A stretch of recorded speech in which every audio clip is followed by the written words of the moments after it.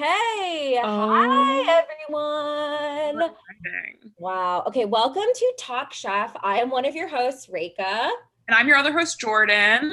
and we have an amazing guest here today. You've seen her on Comedy Bang Bang. You've seen her all over your freaking internet. You've seen her Netflix's The Characters. Please welcome Lauren Lapkus. Hi. You've also seen me in front of this spooky haunted house. Yeah, and you just got your you watched Selling Sunset and you asked them to hook you up. Yeah, so I just bought this from Chriselle and she did it. She sold it to me in between Dancing with the Stars rehearsals and stuff, and it was really exciting. And I think I'm going to be on the next episode of Dancing with the Stars, like as part of the package. Yeah. Incredible. So that means the house is this is the valley then. Yeah. This is the valley. This is like Deep Valley.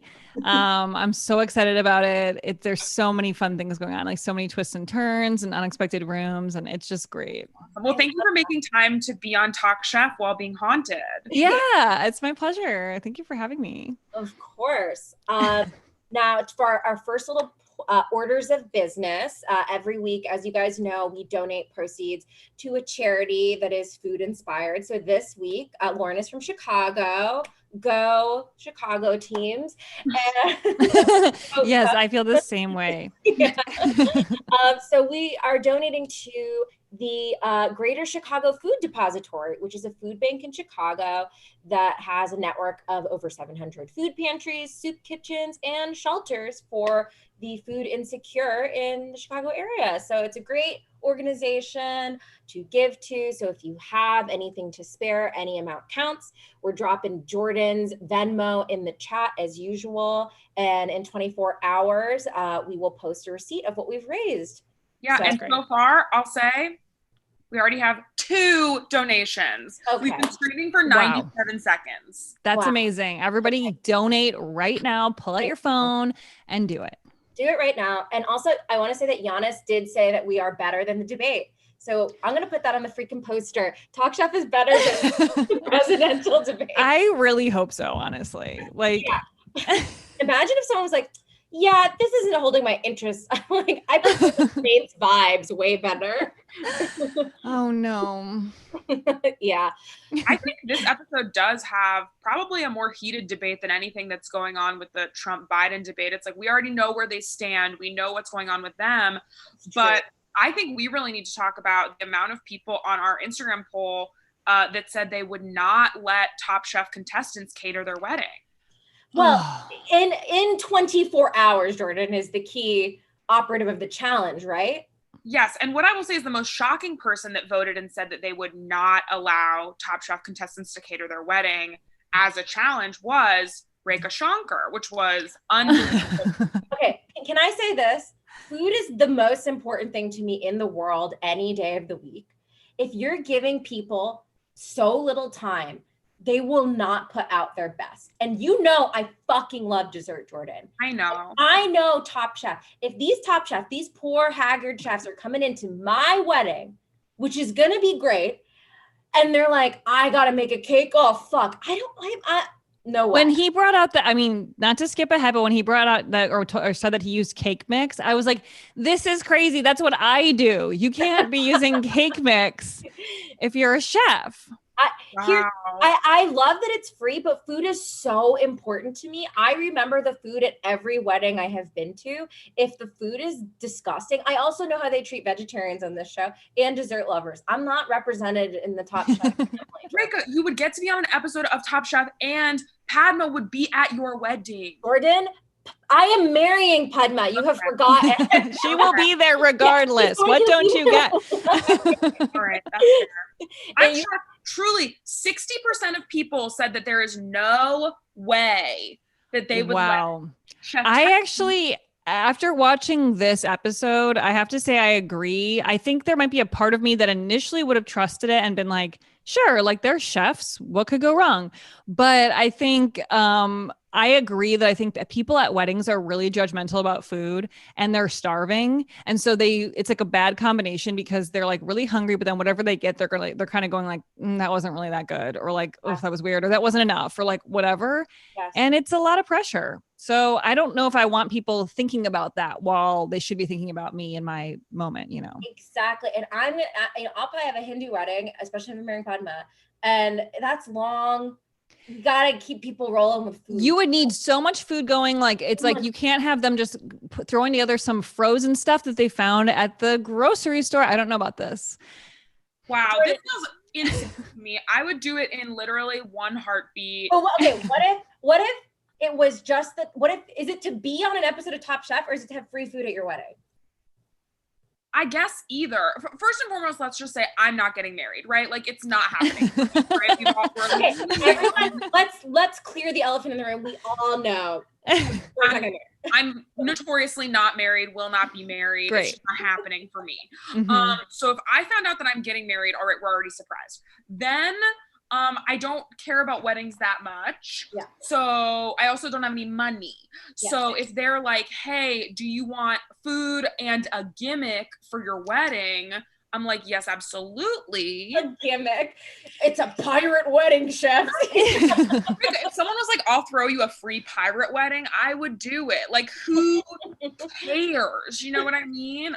I mean, I do have to wonder if Scott and Scott eventually had like another celebration to kind of. I 100% believe they did. I think this was a rehearsal dinner vibe or something. I think this is fake wedding. I think that they think it's fake wedding. I don't think it's your real wedding, because I'm like, everything's a little too ugly here. The emotions weren't fully there. Yeah. It felt, yes, I agree. Also, I know we're jumping ahead. We will get to our normal structure, folks. If it was my real wedding and my partner happened to be Reka, don't you dare introduce us as the Rekas. No.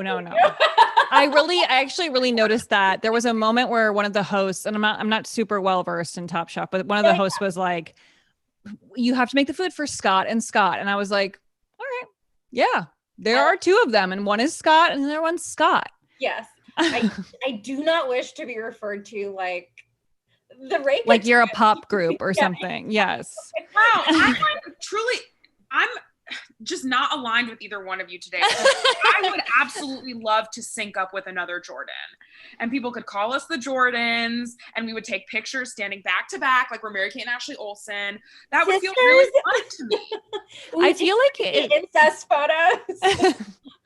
I feel like it happens like not that rarely that people with the same name end up together. But I was thinking that must be annoying for the time when they had a landline and someone calls for Scott and you're like, which one? And then you're like, this one. And then they go, oh, the hot one. Oh,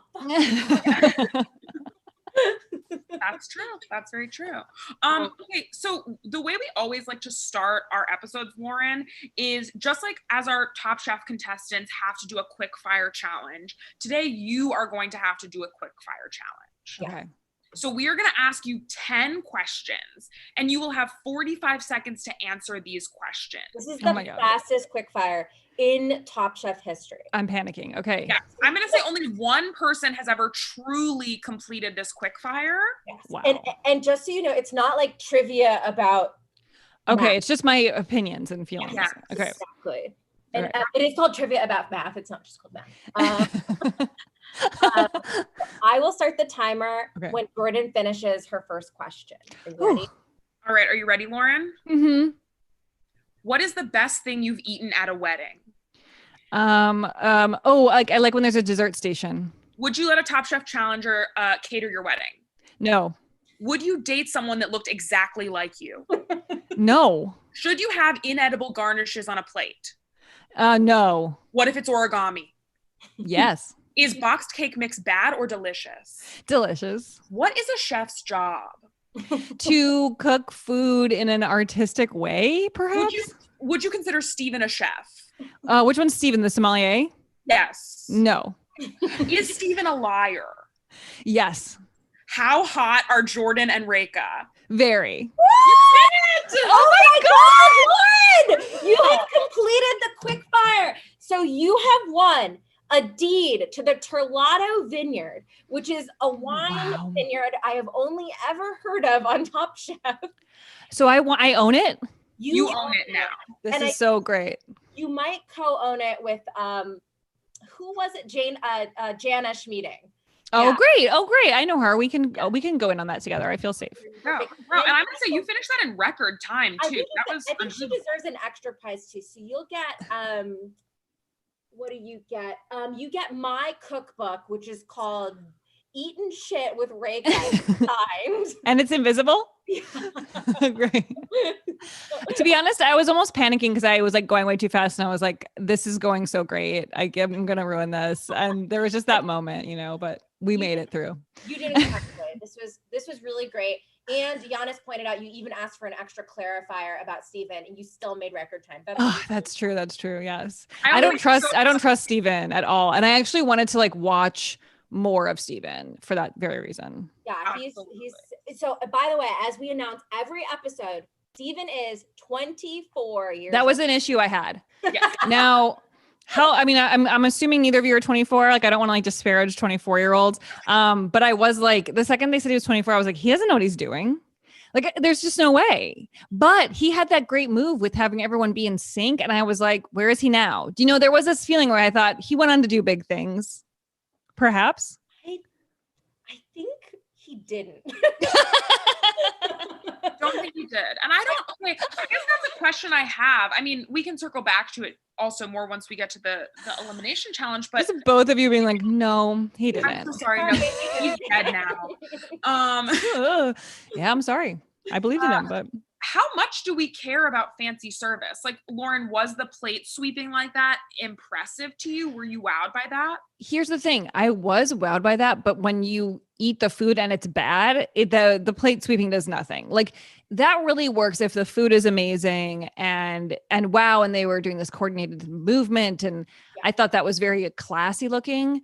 But totally, not necessary if you don't serve great stuff. I feel like it's like if you brought over a hot dog to me like that, I'm like, that's weird. You know what I mean? Or if your restaurant needs, like, it reminded me of like, oh, hibachi is a really entertaining, like, restaurant concept. Yeah. If at a hibachi restaurant where I'm like, I'm expecting the food to be good.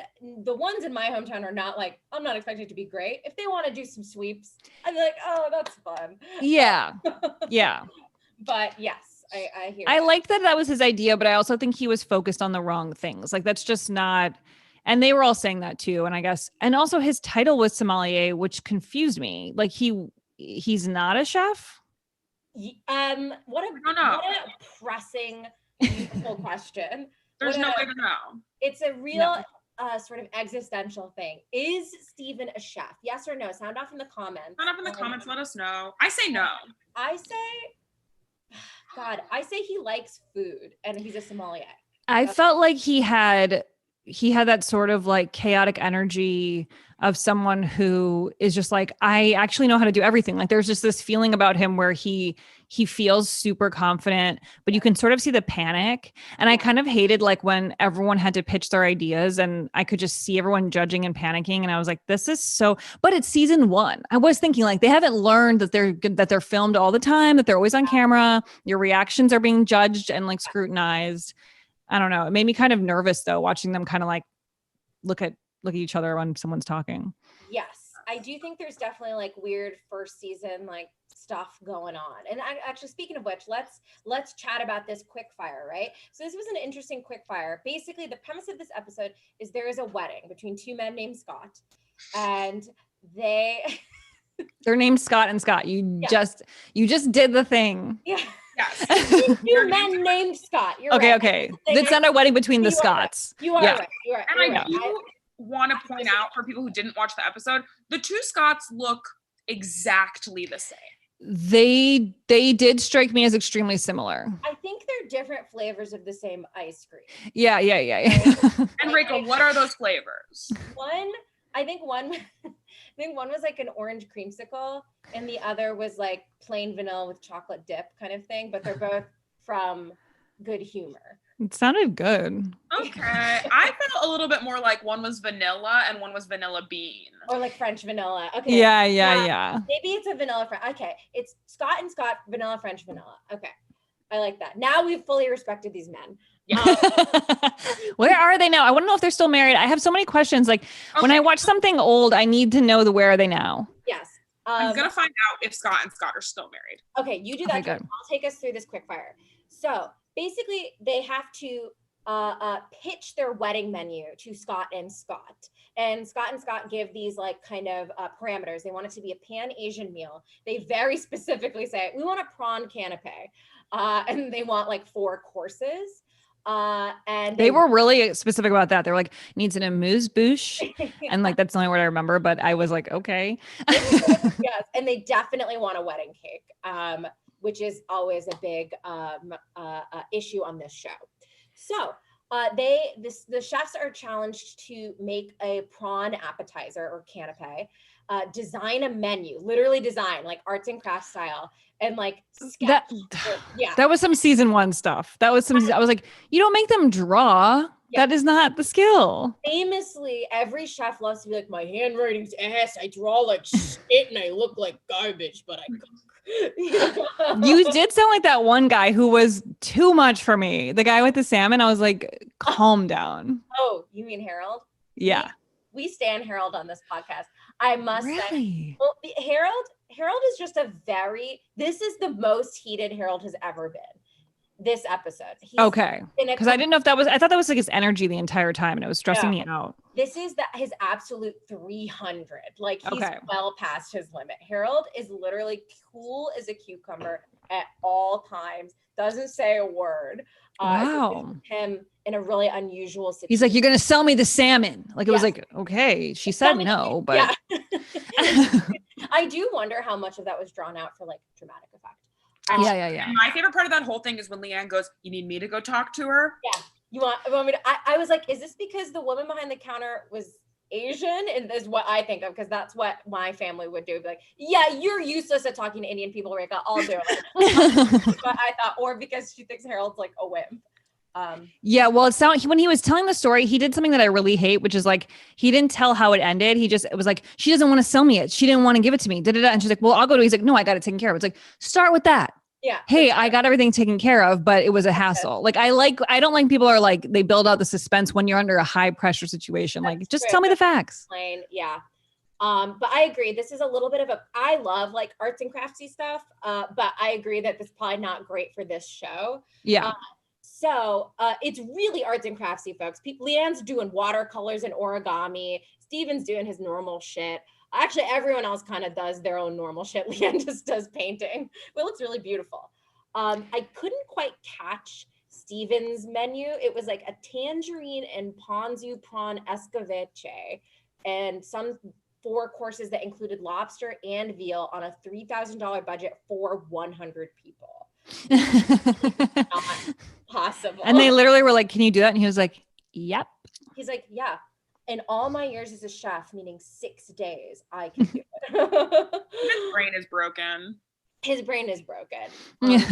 Tiffany, I also couldn't quite catch hers, but she said her appetizer would be a Thai braised like prawn roll and 100 individual cakes. Yes, that seemed easy. Yes. I like a cupcake situation. It was cupcakes. That is what that is. You're saying cupcakes at that point. Yeah. It's so funny.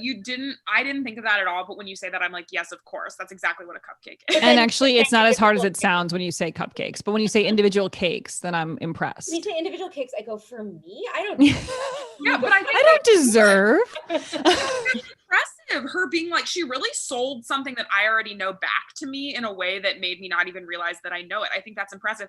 And I want to give her credit because I do feel like white people on this show love to throw around the word Asian. Yeah. And I think it's sick. I think it's wrong. I'm just like, stop being like I'm making Asian food. You know what I mean? It's like, what are you making? Like, Asia is so different. They will literally be like, I'm making an Asian vinaigrette on top of a really spicy Asian slaw. And you're like, what that I believe you mean to mean that is soy sauce on top of daikon. So it's like, where are you even pulling from? And when Tiffany was like, oh, I'm gonna do a Thai so-and-so, I was like, yes, thank you. That is like a specific that is what I need. Yeah. Yes. Yeah. Also, by the way, we normally do a thumbs up, thumbs down to what we think these quickfire dishes are. So do we thumbs up Tiffany's menu?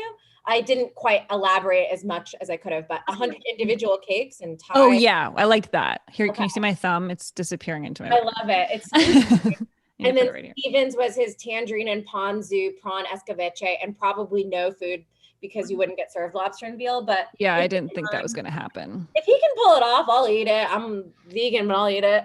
You're gonna eat veal. Yeah, I'll eat veal. It's free. Yeah, exactly. Right. Okay, Harold was gonna make a poached prawn wrapped in cabbage, a cream papaya salad, braised beef short ribs. Didn't catch his dessert. I even believe if he didn't even come up with one. What do we think? To be honest, I wasn't particularly excited. And I also feel like dessert is super important. And I didn't like any of the desserts really that were mentioned. Like a guava cake to me, that's like it's such a strong choice when you're feeding however many people. Like I feel like I want chocolate. Personally, that's my obsession. So if I were there, I would have been like, let's get chocolate in the mix for some people, or some options. But the desserts were what I was really focused on because I also don't really love prawns, which I feel like came up in like almost every single one. A couple of those things I was like, I don't know, but I have to see what it looks like and decide if I would eat it. Yes. I hear that. Is my volume super loud now? I just raised it. No. Okay, great. It comes down for Harold. The idea of a cream papaya salad. That was the thing that really was like making me tip. I think that's also shrimp wrapped in a cabbage. I'm like, not the best for Harold. Sure. Dave, his menu was cold poached prawn in lemon, lime, and tangerine like marinade on a crispy egg roll wrapper. That sounded good. I think that sounded great. Even though I don't like prawns, but I would eat that because I like an egg roll. Like if it was all mixed together, I probably would eat it and be like, I liked it, and then be like, it was prawns, and I'd be like, oh, I don't really know what prawns are, I guess. Like, yes, you fooled me. Japanese ratatouille. I'm like, I simply got to try that. I don't even know what. What is ratatouille? Is it a soup? It is basically like a lot of like eggplant, like that kind of vegetable, eggplant, zucchini in a really delicious tomatoey sauce. It's the only form in which I like to eat zucchini, I think. Oh, okay. Pork tenderloin and a clean white cake. That's what he said. I'm into it. I'd eat all of it. If I received just a plain white cake at a wedding, I wouldn't be too excited. I might share that slice with somebody. Yeah, it feels very traditional wedding. Like it's a white cake. Like there's just nothing really special, but sure. Yeah, exactly. Then Leanne's menu was crispy prawn toast, sauteed vegetable. She called it like a lover's nest. Yeah, lover's nest, which I thought was sweet. Glazed beef scallion pancakes and a ginger scented genoise sponge with passion fruit filling. I like it all except the end. Yeah. I'm an Asian flavor in my dessert, bitch. I don't like fruits in my dessert. I've always been, but it really can, bite you in the ass if you're not a fruit and dessert person, because there are so many situations where that comes up. That's Jordan. Jordan doesn't like fruit in general. Lauren, oh, wow. There you go. Stupid, and I'm sick of people acting like it's not. Okay, that's an opinion you don't hear every day. I know. It's controversial when we talk That's about a really thank you for that very diplomatic way of addressing Jordan. I don't care. I will say it loud and I will say it proud. Fruit is dumb. It's good like 2 days of the year. You buy it, it immediately goes bad. People are like, oh, a berry, it's like candy. I'm like, no, it's not. No berry has Reka. No berry is ever as good as any piece of candy. Well, see, this is me talking about like pie. Like I don't want a peach pie. I don't want a cherry pie. I don't want an apple pie. I would have a French silk pie, which is basically just chocolate mousse slash cake. I love a chocolate pie. Yeah. But I really, I'm missing out on a lot of fun, but what are you going to do? I think it's fine. I will tell you that Jordan dropped off maybe 5 full pounds of figs to my apartment 2 days ago. Do you have a tree or you just were out collecting? My grandma has a tree and she told me to take some to Reka because Reka likes to bake a lot. Reka loves fruit. I do. It is just funny. What a get rid of this fucking trash. Yeah, you certainly don't want it yourself. And you know what Reka gave me in exchange for it? A bunch of Milk Bar cake truffles. So it worked out. That's perfectly. Amazing. Why were you giving those away? So I won them and I like them, but I really like the vanilla sprinkle cake ones. But for whatever reason lately, I think because the smoke is infecting my body. If I eat too much sugar, I feel a little sick. So I had some of those cake truffles and TMI immediately puked. Puking. I was assuming diarrhea. That's great. No, I diarrhea the other way. Sure. That's what I call puking too. Explaining vomiting, Reka. Yeah, it's okay. It's like diarrhea. Yeah, but it comes here. Reverse diarrhea. Well, I want to know how you won them. Yeah, College Humor did some game show, and we had to I do something. I can't reveal because there's little College Humor fans in the audience. But I won these cake truffles. Really, someone else won them, but they do not like desserts famously. And I was like, excuse me. And so I got them. Oh, that's great. For being up. You were vomiting them and giving away to someone else. I took them and I've had, 7 of them today. I gave Jordan 16 cake truffles, 3 triple chocolate cookies, 1 enormous fat chocolate walnut cookie that I baked. And I think, did I give you anything else? No. Yeah. That's awesome. It was great. So what are you going to make with the figs? Oh, I don't know. I've just been popping them into salads and stuff right now. Oh, that's tasty. Yeah, I got to figure that out. But okay, so we're mixed on Leanne's menu, her dessert. Mm-hmm. And she's on the newest season, right? Because I watched that kind of in and out, but yes. Okay. Yes. So that's exciting. She was from season 1. That's a long time ago. When was that season, by the way? 2006. Okay. It looked like it was filmed in 1995. There were some clips that I was like, this is crazy, but it made me like it more. Yeah. Also, the plot of the Golden Gate Bridge was like someone shooting it on a skateboard. It was totally I feel like all of the stuff that was not a testimonial is shot on a home video camcorder that someone's family just had. Yes. All the images of them pulling up to the house in the first episode, they all have big, those poofy hats with the caps that were very big and a chunky knit scarf. Yeah. Tiffany is wearing a scarf. I wonder if the room that they get interviewed in is really cold. She wears a scarf in each of her talking heads. Oh, yeah. And it's high. Yeah. Yeah. Okay, great. So we have our assessments of these quickfire menus. The winner is Leanne. And I think hers sounded like a really developed, fancy menu, but as Dave points out, maybe not so good for catering. And he's the one with the most catering experience, which I think is a really interesting thing you see time and time again on Top Chef, which is the difference between catering chefs, private chefs, and restaurant chefs. Yeah. Hey, sound off in the comments if that has you up at night as well. So the elimination challenge, as we all can predict, is to actually make this menu. The reception is tomorrow afternoon in 16 hours. That was madness. It's crazy not to tell them beforehand. You're going to have totally different pitches if you know the facts. It's not normal to not know what your timeline is. Exactly. If I have a feeling if Leanne knew how long they would get, she would revise the menu. Because also, as we learned from Sarah Bradley, who was the Top Chef runner-up on a season in the future, she said that for all these challenges, you have to give them your menu ahead of time. So if you're changing it on the fly, you got to match what you gave the producers. So did Leanne end up making all of those paper swans? I can't remember if that did happen or not. Because she was like, I'll be up all night making these, not knowing that she literally would be. Yeah. So did she do them all by herself? She did. She had 2 on every plate. Yes. Wow. I didn't notice that she actually followed through with that. That's impressive. Were beautiful. They were really nice. It's crazy when chefs that are that caliber are also good at another thing. Yeah. And then you could even let yourself work on that while you should be kind of thinking about the other thing. I would be freaking out making those things and being like, oh my God, why did I do this? This is crazy. Are they going to murder me if I don't make these? Yeah. They shoot the chef that doesn't do this. I kind of just threw it out there, but okay, now I have to do this. Yes. It's stressful. Exactly. So these dishes are all divvied out amongst the chefs. So Dave gets the canapé of the shrimp toast.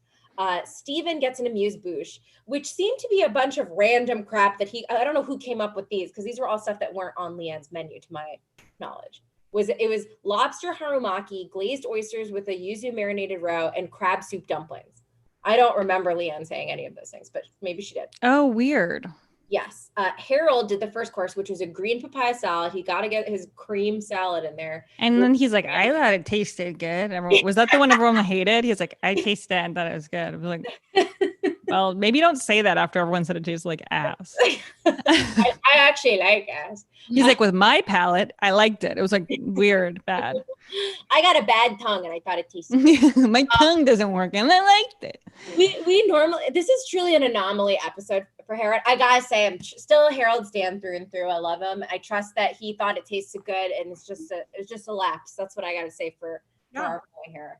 I also never know. I'm like, how do they get the stuff to everybody and then it's still hot and like tastes the same? Do you know what I mean? Because I never understand this. So confusing. And I know that sometimes they must be eating stuff that's cold and just pretending like it's hot. Yeah. But then sometimes they comment on the temperature of stuff. I think there's certain things. So there's a rule in there that if it's a temperature sensitive garnish, you can add it tableside or like last minute when the timer is up kind of thing.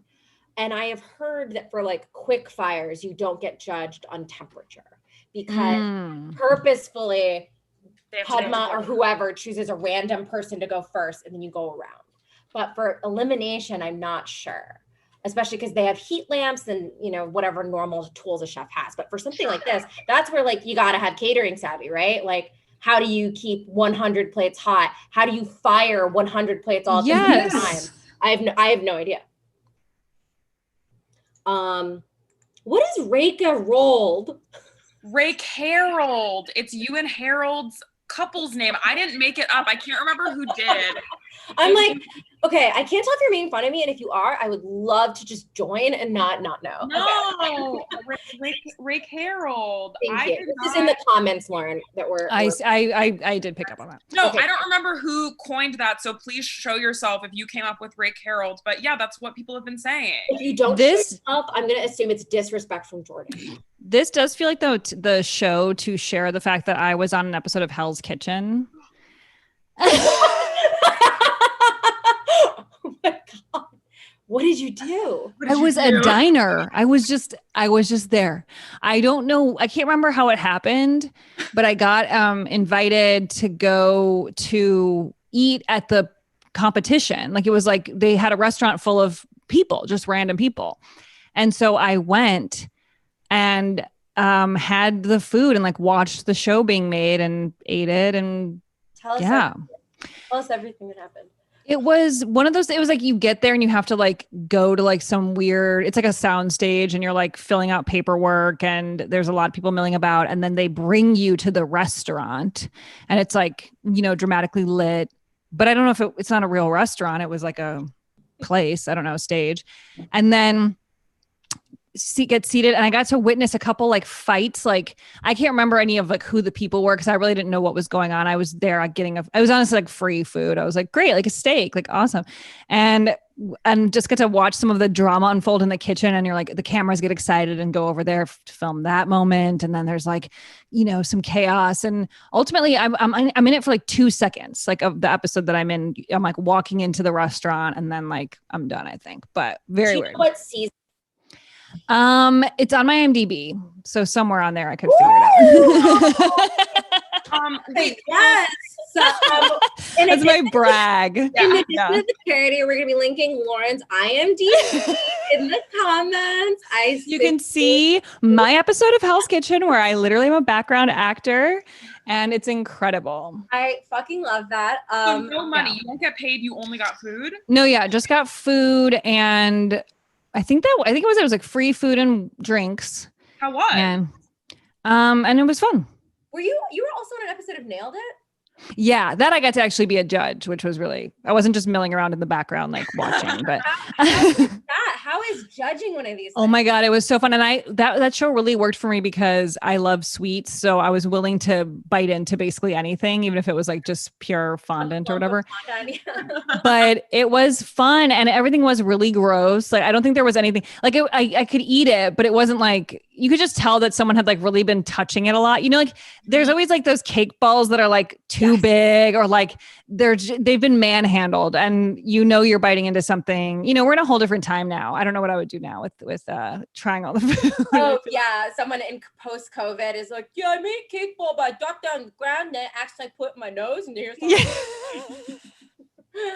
It's a whole new world. Incredible. Wow. I truly love that. By the way, I never mentioned this last week and I'm so sorry. So you should harass him online. Mike Trapp, our guest last week, he was a diner in season 13 Restaurant Wars for Top Chef, which is wow. I totally forgot to literally signed out of the episode and then Reka told me that. And I was like, totally not bring that up during the show. Oh, sorry. So and how did he not bring that up during the show? Yeah, that feels like it's on him, honestly. I do honestly think that's his responsibility. And I think you're off the hook. Thank you. I do too. Reka and I just fight a lot, so that's thing I can be mad about. Moving through this elimination meals, we have Tiffany making the lover's nest, which is seafood and a fresh vegetable potato taro root basket with mango and coconut. Okay, Lauren. I just had to change it up because we were just talking about the Golden Gate Bridge. Girl now. I love I'm that. just in the location. Yeah. I'm just helicoptering above the Tiki Bridge. Yeah, this sounded fine. I don't know what a potato taro root basket is, but I definitely want to eat that. Yeah, is the potato shaped like a basket? Yeah, I imagine. This is what I imagine. It's all shredded and then like a nest. Something, yeah, and then put it in something and then deep fried. Deep fried. Ooh. That's what I'm imagining. Yeah, and maybe you put it on top of like something that's round to just keep its shape until it hardens, and then. And I want that. I'd eat that. I want to eat that. You know what would be good out of that? Ice cream. Ooh, have you ever had magic shell? Yeah. Oh, the crunchy? Yeah. Yes. But I accidentally forgot to shake it and all the corn syrup came out. Oh, it's so gross. I recently had a magic shell incident where I bought magic shell like truly 2 months ago for the first time ever and put it in the refrigerator. You're supposed to, aren't you? No, because then the whole thing hardens like it does when you put it on ice cream. So then you just have one solid block of magic shell. Well, that's what you're supposed to eat. The magic shell, the instructions are put in fridge, cut open. Cut open. Cut open the plastic bottle. Yeah. Eat, layer of corn syrup on top, solids on bottom. Sick. I love that shit. I love it. I feel like I put it in the fridge, but I guess I didn't, who knows? It was a long time ago, but I would eat it now. I would totally eat that. Can I just make a plug for, I can't really eat dairy anymore. So I have explored as many like vegan and dairy-free options in the ice cream world. Magnum ice cream bars, dairy-free, so good. Whoa. The taste fully real, very delicious. Okay, eat Magnum ice cream bars. That's your to-do list? Yeah, type it up. Perfect. Leanne makes Peking beef with crispy scallion pancakes. That sounds great to me. That sounds good. And Tiffany, there's also a bunch of crap that they did, and they definitely improved this in later seasons that they made that they never talked about. So Dave also makes these milk chocolate sesame truffles, yum, white chocolate and sake truffles, and dark chocolate and ginger truffles. And then Tiffany makes the whole cake, but all you see of it is her buying, dun dun dun, boxed cake mix. I just found that to be the strangest. I make stuff with cake mix all the time. I love it. But I then often will think, oh, right, there's a way you can do this with like ingredients. Like, I'll remember that after I've made it and go like, why do I always do this? Like, I could buy flour and like whatever and try to make a cake. And that seems to make it be a little more exciting. And if you're a chef, to me. Yeah, most chefs, they make a distinction between pastry and desserts. I just thought that. Yeah. So, but what's interesting with a boxed cake mix, I was literally like, because like there's a thing in later seasons where someone buys waffle mix. Mm-hmm. Waffle mix, to me, no one should be shamed for buying waffle mix. Waffle mix is literally just saving you the step of mixing dry ingredients. There's nothing extra, like, I mean, unless you buy like fucking blueberry tie-dye, whatever, waffles. Yeah. It's like just baking powder or whatever, flour, whatever. But cake mix, I'm like, well, when you make a cake, you like do the wet ingredients first, you like add the dry. Yeah. I did look up like what is in cake mix. So it isn't just the like straight ingredients. No, it's synthetic bad things, right? Like, I mean, I Somewhat, yes. again, really like love it, but yeah, it's really, I don't think cake mix at all. But I agree if it's like, if it's your wedding, if it's legitimately your wedding that you've spent money on, ostensibly this is a real wedding and not a fake side wedding that they're doing for Top Chef. yeah. If you find out that your caterers who you're not paying, I guess, but they make you a cake. If it's a box cake and it tastes good, I don't care. But if it's a bad box cake and it tastes bad, I'm like, you spent $7 on this? Yeah. That feels sad.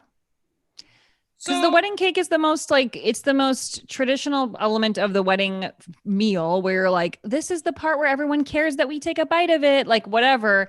It feels like to cheap out on that feels a little bad. I have never had anything that tastes as good as a funfetti cake from a box. I love funfetti. That's Funfetti is amazing. And that's my truth. And I think that it was a great idea. And listening to Tiffany explain it made a lot of sense to me because she was like, I would rather provide them with a cake that I know tastes good. And then I can take time, like I can make it 3 layers. I can make a frosting. I can make it look beautiful. I can add the passion fruit curd or whatever to it and know that I can provide them with a good cake that tastes good rather than like not being able to provide them with a cake at all or maybe a cake that tastes bad. I agree. For me, I'm like, give me that boxed cake. I agree. I think what just ended up happening is it was way too sweet is what they all said. So that to me is the bummer because I weirdly don't think I know what that means. I agree with you, Lauren. Reka is constantly giving me food because she's like, this is too sweet for me. And then will give it to me and I'll taste it and I'll be like, this tastes like not even sweet at all. It's like it's a weird note because I just feel like, is there a line? Like I feel like I don't know what I've never had anything cross that line except for like sour candy or something, which feels like a whole different category. Yes. I love sweets. I love dessert so much, but I think I need relief. If it's all straight sugar, I for sure need relief.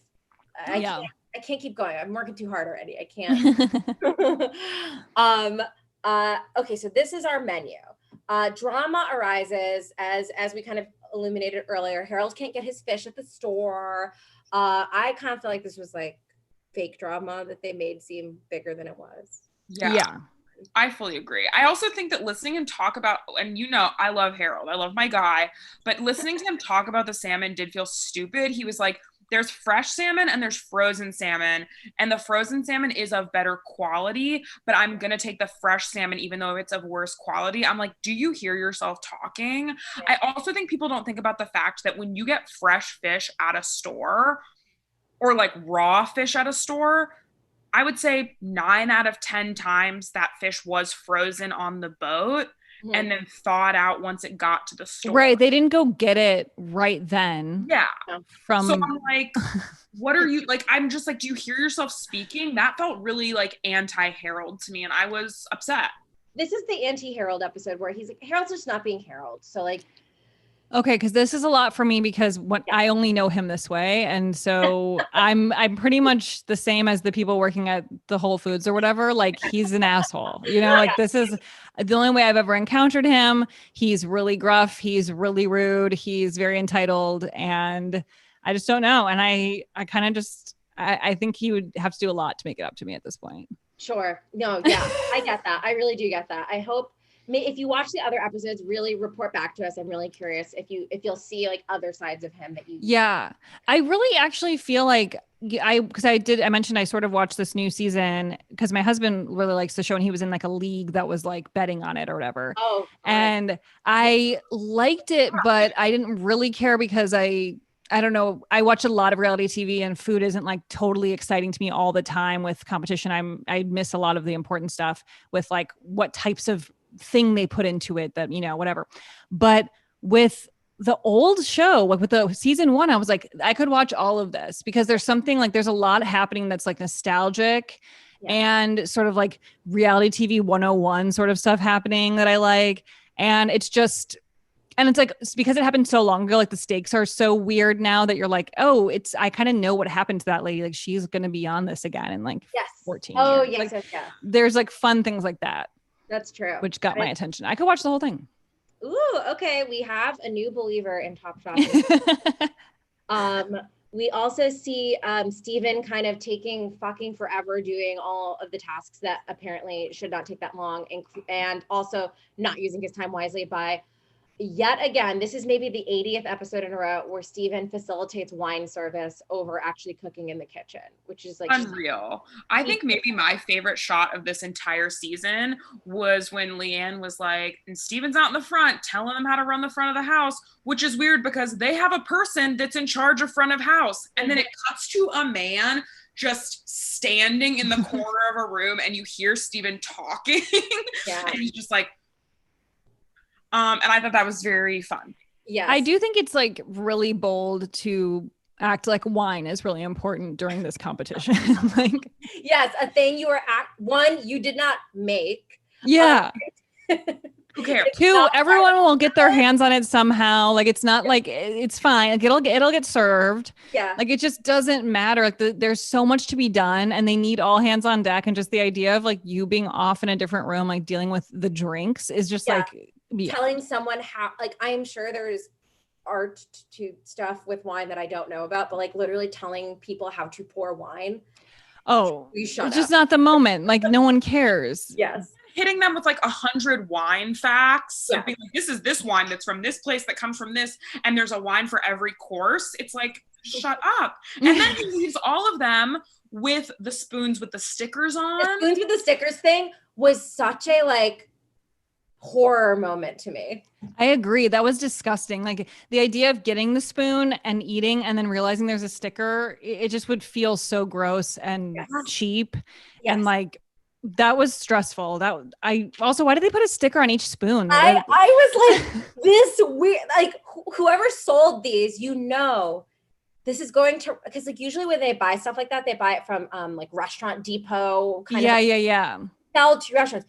You cannot do that when you are mass producing stuff for a restaurant. That's so and like a spoon is going to go in liquid. Like, that part is going to be used for the eating. It's crazy. I don't know who did that. We coated all these soup spoons in protective lead. Use it just and you could just wash it off. Yeah. I feel like those types of spoons too. It's like you have to put the whole thing, so much of it in your mouth. That like soup that you get with wonton soup when you go to like an Americanized Chinese restaurant. Yeah. It is so, you really are sucking on that thing. The sticker's getting in your mouth. The sticker, which sticker would you like to eat of all the stickers? Sign off in the comments. We also have Harold pulling Steven aside to tell him, you got to separate the wine talk from cooking, because you're taking up too much time, which I appreciated. Yeah. Yes. We get someone finding eggshells in the cake, which again, if someone put eggshells in my cake and it was like from scratch, I'm like, okay, because accidents happen. But again, if it's from a box, I'm like, yo. You only had to add the eggs. Like, you need to pay attention.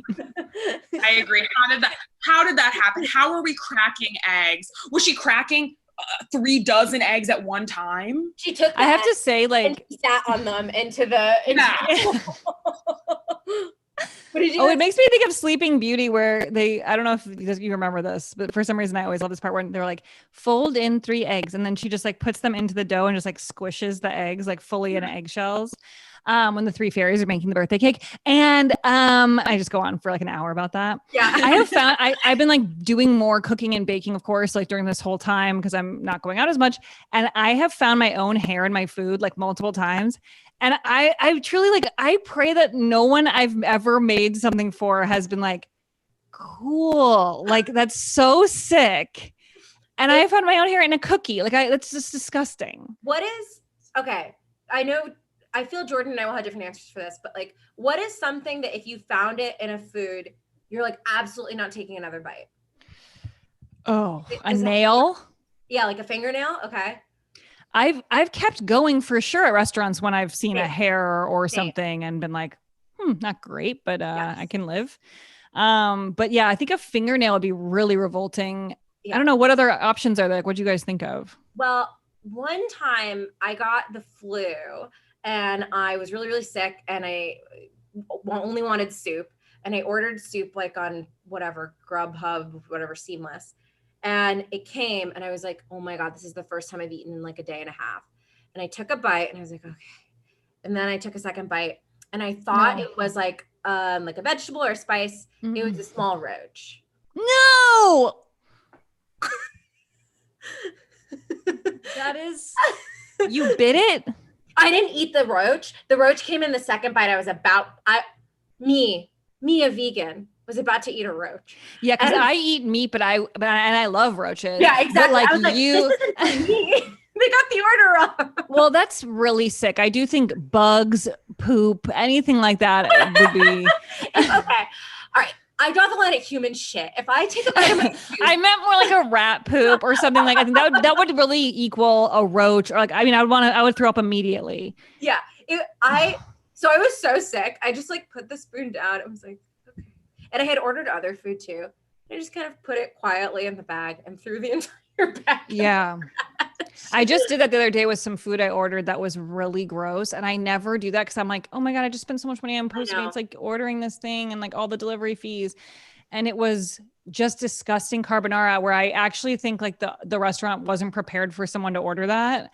And they just like put in random shit. Like it did not look right at all. I truly was like, carbonara doesn't have like just shaved purple onion like on it. Like it was just all very fucking gross. And it was, I almost ate it, you know? It was that feeling of like, because I was dreaming about it the whole time I was waiting for it to be ordered. And then I just threw it in the trash. It is so funny to me that there's like, they receive an order and they're like, ding, ding, ding, ding, ding, somebody ordered the fucking slap. We got to get it out of the hole. It really felt like that. Like I looked it up later and the restaurant is mainly a pizza place. It was like an Italian place. Yeah. But all the reviews were about the pizza. And I was like, no one ever orders off the pizza. Like no one ever doesn't get the pizza. And they were not prepared. Like they should have just said they didn't have it. It was so gross. They're like, look at the ticket. They're like, carbonara. Yeah. Who's this? Yeah. I must simply interject another cockroach story. I am really sorry. I'm glad you have more than one. I think Jordan knows this story, and Lauren, this might relate to you. Because I was cleaning my Invisalign, and which we had it, yes, and it was in my little cup with like whatever hydrogen peroxide, and I had it soaking, and then I opened my medicine cabinet and I saw a cockroach, and then the cockroach, I was like, okay, I gotta spray this, so I sprayed it, and it fell straight into my Invisalign cup into the water, and it swirled around, and I saw dirt come off of its body. No. This is illegal. That is disgusting. That is sick. I texted Jordan. She started laughing. That's not even the end of it. I was. And then what? You just put it in with the roach inside, and you're like, and I went. Now this is me. This is me. Now. I was like, order of operations. What do I got to do? I got to get the roach out first before I can touch anything in this cup. I knew the risk. Here's the thing too. I wasn't going to put these Invisalign back in my mouth. I was like already making it. You just have to skip to the next one and just be in pain for a week. Guess what? It was my last try. Wow. So I took the cup. I tried to tip the roach into the toilet. The Invisalign went first. Of course. And then I was like, well, and then I just dumped the roach in, flushed everything down the toilet, made an appointment for the dentist. And she's like, oh, what happened? I was like, my Invisalign fell in the toilet. I couldn't tell her. I was too stupid. It's the comedy of errors that you went through. That's like insane. And my dad was like, why didn't you just put it back in your mouth? I was like, Dad, it was in a roach. He's like, who cares? He's like, you never last. Like, cause like Indian stuff. Oh yeah. No. You never last. I would just put that in my mouth. I'm like, absolutely not, sir. I can't. Yeah. It's just. I'm in the camp with Daddy Shankar where I don't care. I don't care about anything. And I don't think of myself as a gross person necessarily, but I'm like, I don't know. We as humans moved into a roach's house, which is like outside, right? Like we decided like, okay, we're going to live in a place where you live, Roach, and I'm going to put up a building and then I'm going to be mad when you're inside. And I think that is weird. And I feel like there's almost nothing that I can, this is the thing, if I found a roach in a food, if I found a roach in a food that I made, I would be like, okay. If I find a roach in a restaurant dish, I'm like, hi, there's a roach in this. Can I have another? Purely another roach? Yeah. I already ate this. I'm starving. I'm just like, I paid for this, so I feel like there shouldn't be a roach in it. Right. But I am inherently not disgusted by it necessarily. What if you see part of a roach, which means I'm fine with that. I don't care. It doesn't matter how much. What if you feel it walking down your throat and it's like, knock, knock. And being like, I don't. It does a little tap dance down into your stomach. And this tells you a lot about me. Then I am filled with guilt because I know that I am ending its life, and it's a talented roach. wow, so you really respect bugs like a lot. Sure, I guess so. I guess so. We're like the Christopher Columbus of bugs. We've like come into their turf, and we're like, yeah, I live here. Well, I stepped on a spider barefoot this morning, which was not cool. Oh I was just walking in my hall and then felt wetness, and then I looked and I still couldn't understand. I thought it was a coffee bean, and then I turned the light on and it was a really crushed spider that was partly on my foot, and that was sick, and I'm glad I killed it. I guess go ahead. No, I was just gonna say nothing like hearing it. Like when I find hair in food, I'm like, yeah, that makes sense to me. A person made this food. That person has hair. What if you found hair got in my food? I don't. If I found a what? Rat. Rika, if I found a whole rat in a sandwich. You get a chili relleno. Yeah, if I get a chili relleno and it's a rat, I say hi. It just is a rat. Yeah, and I say hi. I'm so sorry. Is how I would start that interaction. You're like, this isn't exactly what I intended to order. Yeah. However, I do respect it, and I'm happy for it. Yeah, I'm like, listen, I worked in restaurants before, so I get it. I get it. I'm cool. I get that stuff is going on back there. I get that it's hard. And I left you a $30 tip on a $3 order. But if I could have something other than this a rat fried in egg batter, I would really appreciate that. But I think, hair happens. Sometimes nails happen. I did Thanksgiving for Reka and I and some of our friends 2 years ago. And I bit into a cupcake that I made and a big string of my hair came out. But that makes me feel better because I truly have had this experience like so many times where I'm like, okay, I guess I don't do this well. Like, when is the hair getting in? Like, I just have questions. But just like you have hair and it's in. I think a nail is harder because a nail isn't supposed to fall off. Yeah. That's a little harder. And then, so I think that's harder. But or it implies someone was clipping their nails, which would be beyond. Yeah. And there's a textural thing. If you bite the nail, it's like, what the, whereas hair is kind of just like, okay. Yeah. Yeah. Yeah. But I don't know what I would find that would truly disgust me to the point that it would like make me sick. I'll think like maybe human finger, but even then I still think I would be like, whoa. You'd be like, excuse me, I'm sorry, this isn't what I ordered. Yeah. You just hold the finger to get their attention as if it's your own. Okay, incredible. So the judges were not too impressed with this meal. They actually did not name a winner at judges' table, which I've never seen. Actually, no, they do it once in a later season, right? I think. I mean, there's like a billion episodes of Top Chef, and I think they only do it twice. Yeah. So this is a pretty big deal. So they bring everybody in, and they're kind of grilling Leanne. They're like, Leanne, you tasted everything. This was your menu. Harold kind of stands up for Leanne and is like, she's a good chef. By the way, also Tom does his classic thing that he only does in season 1 that I hate, whereas he asks someone to be like, who would you eliminate? I hate when people do that. Yeah, I think that's kind of, it just sets up like evilness for the future. Yes, like exactly. If you're gonna, yeah. Exactly. And so like he asks, Steven, and Steven says Leanne, and he asks Dave, and Dave says Steven. It's all messy. Yes. And in the end, Steven goes home. Our 24-year-old wonderkin, our little boy genius, goes home. I thought that was so correct that like it almost wasn't exciting. Do you know what I mean? Like, I was like, great. Like actually last night on Dancing with the Stars, Carol Baskin got sent home and I was like, okay. Like there's just the stars. Don't even. Every song she's danced to is a cat theme. She did Eye of the Tiger. She did What's New Pussycat. And then last night was Disney night and she did a Lion King song. Wow. It's great. And then also they're sending, I just saw some article, they're sending like a cadaver sniffing dog to her property soon. Not Dancing with the Stars, but the police. Dancing with the Stars. Dancing with the Stars is setting an FBI SWAT. They're like, okay, we're going to kick her off. And right before she gets home, we're going to have a dog over there and sniff the whole property. Okay. We just need to know. But it was like, I kind of thought she'd stay on longer. Like people would keep voting for her out of like the sort of spectacle of it. But it was very fair that she was sent home. She's not a great dancer. She's she shouldn't be on the show, all sorts of reasons.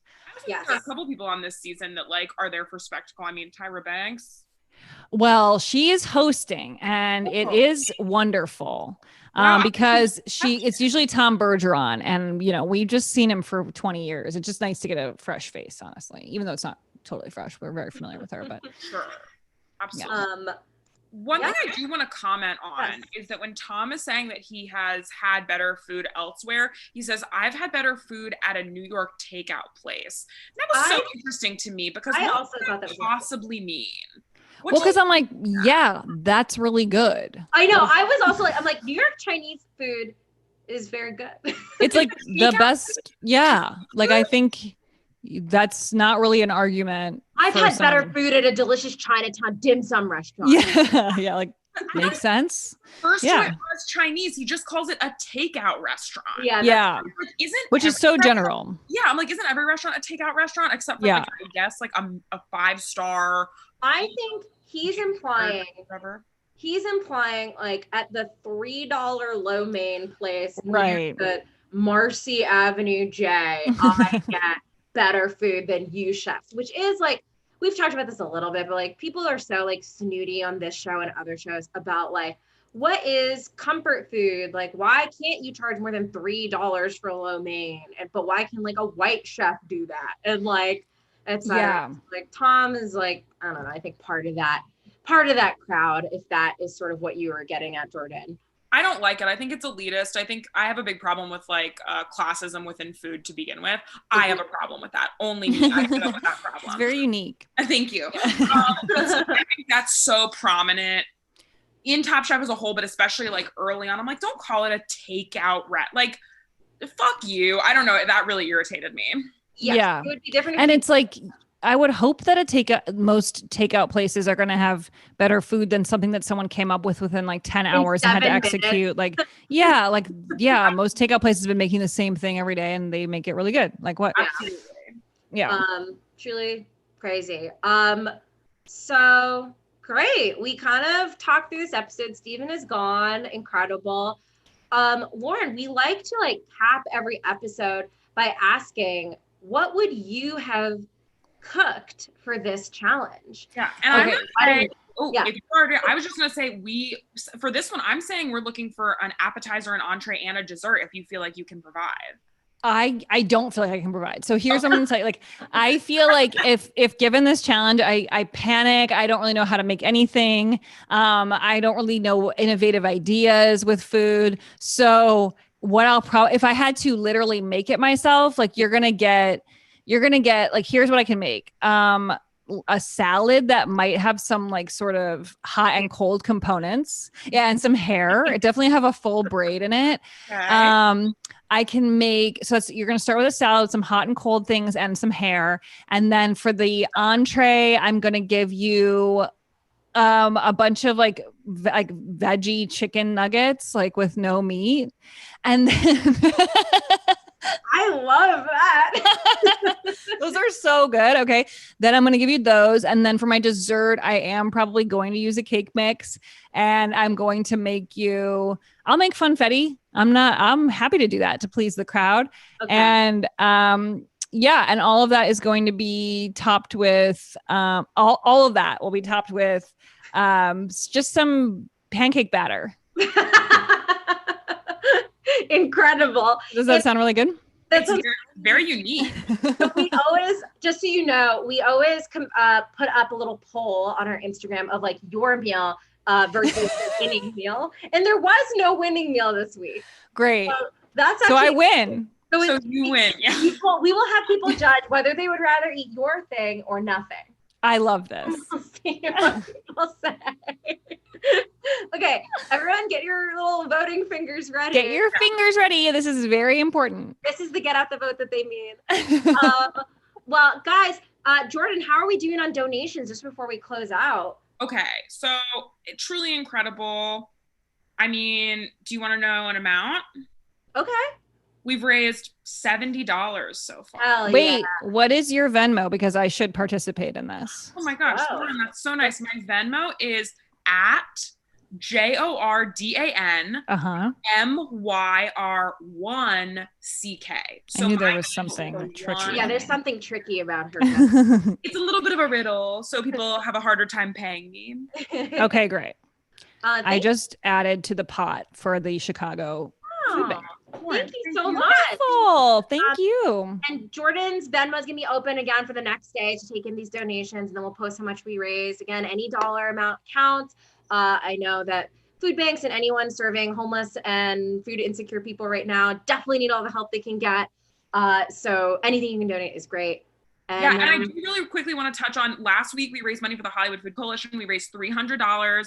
Reagan and I do regularly volunteer there. I'm there 2 to 3 days a week normally, and they really appreciated it and wanted me to say thank you. And we made a bunch I might have volunteered there once before. I did something like that once, but I can't remember if that was the name of it, but it was really fun. Yeah. It's in Hollywood near like the the Salvation Army and like yes. Yeah.